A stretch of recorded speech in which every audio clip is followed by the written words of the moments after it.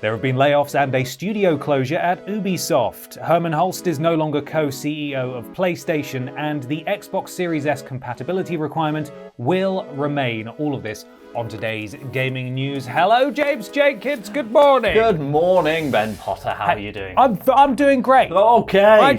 I'm so excited to be here to talk about news. We've got job losses. We've got demotions. Wow. We've got Xbox Series S. They're all things that I love historically. Always in the news.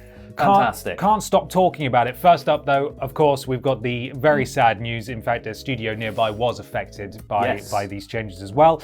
Ubisoft is set to close its UK studio, based in Leamington, and shedding 185 jobs across the business. So affected studios will be Dusseldorf, Stockholm, and the Newcastle-based Ubisoft Reflections. They're all being downsized. This is obviously terrible news.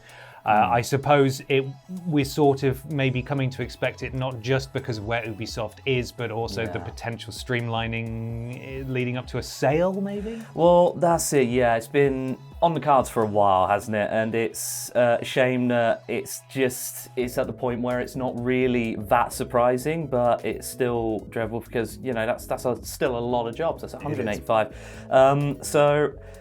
Yeah, an Ubisoft spokesperson did say, as part of our ongoing efforts to prioritise projects and reduce costs that ensure long-term stability at Ubisoft, we've announced targeted restructurings at the above mentioned. So that's at Ubisoft Dusseldorf, Ubisoft Stockholm, and Ubisoft Reflections, and a permanent closure of the Ubisoft Leamington site. So that is unfortunate. Yeah, it's very sad. It's just such a shame that they. As we mentioned before, they have been in the news saying about they're taking decisive steps, and it's the point of pursuing various transformational, strategic, and capitalistic options, I should say, to extract the best value for stakeholders. Boo. We love getting the best value for stakeholders. That's what gaming's all about. The most important thing to me is that the shareholders, they get the maximum value, and the people are just numbers on a spreadsheet. Ubisoft hasn't been in a great place for a while. We know that Assassin's Creed Shadows, there's an enormous amount riding on the success of that game. Mm-hmm. They've had a difficult past couple of years with Star Wars Outlaws and X-Defiant. Underperforming slightly. But if we talk a little bit about Ubisoft Leamington, do they have a specific name, or what are they called? I believe it is just Ubisoft Leamington. Yeah, so they were founded in 2002 as Freestyle Games by a group of former Rare and Codemasters veterans. They've worked on quite a lot actually. They're mainly a support studio. They've worked on parts of Tom Clancy's The Division series. They've also assisted developments of games such as Outlaws, Skull and Bones, everybody remembers that one, big hit, quadruple A game, who could forget, and also Far Cry 5. So they've got a huge pedigree there. They have, and I believe there's something I missed out in this write-up is when they were under Activision, they were working quite prominently, or may have been the developers of the DJ Hero series as well. Oh, that's huge. So they have been huge news. They've been around for bloody ages, and it's very sad to see that this is how it's ended up. Hopefully those people find work, and additionally the other staff that have been victims of the downsizing at other studios as well. And fingers crossed Ubisoft can get their ship in order, because they have downsized quite a lot over the years. So just recently in 2022 it employed 20,279 people, that being Ubisoft, and by September of last year it was 18,666. So ridiculous. Quite the reduction, but they still have an enormous amount of staff, and they owe it to those staff to do everything they can to make sure that they're employed and don't have to worry about this kind of thing. Exactly. Well, it's sad news. I mean, speaking of employment and employment changes, nice it's affecting the biggest of people as well, the biggest title. So Hermen Hulst, that is the correct pronunciation. Hermen Hulst is no longer co-CEO of PlayStation. So the ex-Guerrilla Games managing director, Hermen Hulst, he was appointed co-CEO quite recently, alongside platform business group bigwig Hideaki Nishino. Nice, yeah, I didn't practice that before, that was pretty good. So that was following the departure of Jim Ryan as previous CEO. And the new co-CEO setup seems to have not worked as well as they planned. Potentially not, no. We don't know the true ins and outs. Obviously, they've released a few statements, lots of flowery language, things like, I'm truly honoured to take the helm at Sony Interactive Entertainment, this is Nishino. Technology and creativity are two of our biggest strengths as we continue to focus on developing experiences that deliver entertainment for everyone. We will continue to grow the PlayStation community in new ways, such as intellectual property expansion, while also delivering the best in technology innovation. So Nishino is now the CEO. Hermen Hulst is still head of, first party? Yeah, he's going to lead PlayStation's first party, so that's carrying on. So on the surface, it sounds like he's had a big demotion. But really, I think what's happened here, I mean, he's no longer co-CEO. That's undeniable. What's happened here is that while he was co-CEO, he was still leading the first party, but was having to deal with sort of the management side of stuff that was left by Jim Ryan when he exited the company. Whereas now he's going to be able to refocus wholly on that, which probably in the long run will work out and be better suited for his skill set as well. He's not the only person that's being shuffled around though. So Hiroki Totoki, which we always remember because it's a fantastic name. He is going to be stepping down from his position as Sony Interactive Entertainment chairman to become CEO of Sony Group Corporation, and he'll be succeeding CEO Kenichiro Yoshida, who will remain as director, representative corporate executive officer, and chairman. So this isn't just a Hulst thing. No. This is a corporate shuffling right at the very top. As you say, though, there's a good chance that it could well be that it just wasn't working as they had hoped. But I don't think it's as bad as you did Concord. You're the Concord guy. I can't believe you did Concord. You're going to pay for this. Which is what a lot of commenters will see and go, you did the Concord. You're the Concord man, and now you got demoted.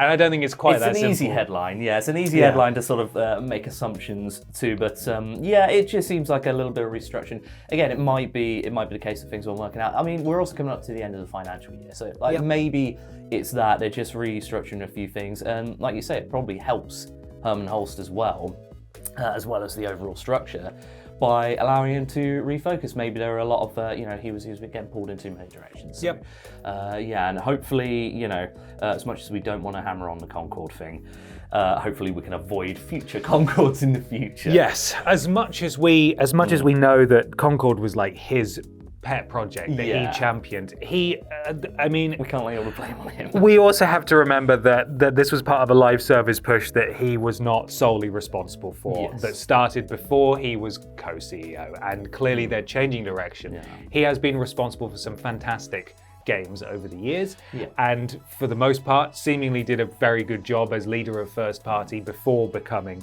the co-CEO. So fingers crossed he can in the next few years, we'll see a big change from PlayStation's output and forward momentum. Hopefully, switch to single player. I mean, well, speaking of multiplayer, yes, and Xbox, not being able to do it, the Xbox Series S compatibility requirement will remain. So yes, Phil Spencer has confirmed that they have no plans to release any Series X exclusive games. They're sticking with the plan. They're staying the path. It's currently a mandatory requirement for developers to ensure games are compatible with both Series X and S and remain with feature parity, essentially. Yeah. It's interesting because, of course, Baldur's Gate 3, I mean, we mentioned with the very loose segue, just to explain that was notoriously delayed, and a lot of the blame was allegedly because of the Series S not being able to manage split screen with its allegedly weaker performance. I mean, it is kind of weaker, but yeah, but they have now, in the past literally week or so, that's right. It is now coming to Series S, so but it is a rare example of Microsoft allowing an exception. So that it's been out for quite a while on Series S, obviously, without that feature that it does have on Series X. So that's an exception to the rule. Yeah, they kind of had to with the popularity, right? So, they had you got to get Baldur's Gate 3 on there. But we've heard grumblings for a while about about developers not being happy that this is a thing that they have to do because it makes it harder for them to release on the platform. Black Myth Wukong, as developers literally in the past month or so have said the reason it's not on Xbox is because of the Series S requirement. However, I do think Phil raises an interesting point in his defense of them continuing something that we hadn't necessarily, or I hadn't necessarily considered before. So this was in an interview with Destin Legary, and he's basically saying that having to develop games for Series S could be advantageous for studios targeting a variety of platforms, including handheld gaming systems. Basically saying that because we're making you develop a slightly worse version of your game, hey, that worse version of your game's ready to go on other weaker hardware that's ready to go. But the full statement is, or the full quote is, sorry. In a way, I think about it in almost exactly the opposite way right now. With the rise of handheld PCs and even the introduction so far of the Switch 2, as developers, we're building on more device specs, from lower powered, because they're battery powered devices, all the way through to things that plug into the wall. I actually think we have a real advantage because we've been targeting S for quite a while, that our games have been built and they're portable across many different specs. So when we look at something like a Steam Deck or a ROG Ally or something, we've got this S version of the games that are more tailored to the device specs of a lot of devices that frankly are getting introduced right now, and I think that helps us. What do you reckon? Amazing. Well, yes, it's like you've said earlier, actually, when we were talking about it, it's basically saying, look, we've done you a favour. You should be thanking us, guys. Wow, well done.